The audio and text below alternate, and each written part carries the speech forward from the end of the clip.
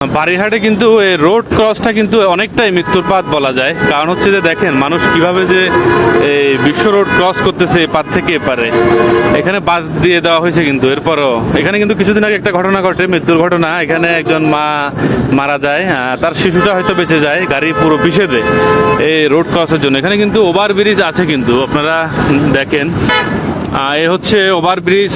আর ওভারব্রিজটা হয়তো অনেকটাই দূরে হয়ে গেছে, এটা পরিকল্পনাটা আমার মনে হয় একটু ভুল ছিল। আর একটু আগে হলে কিন্তু এই রাস্তা পারাপারের মতো এই রিস্কটা কিন্তু হতো না, হয়তো মানুষ ব্যবহার করতো। কিন্তু এটা খালি পড়ে আছে, এখানে কিন্তু কোনো মানুষই কিন্তু যাতায়াত করছে না।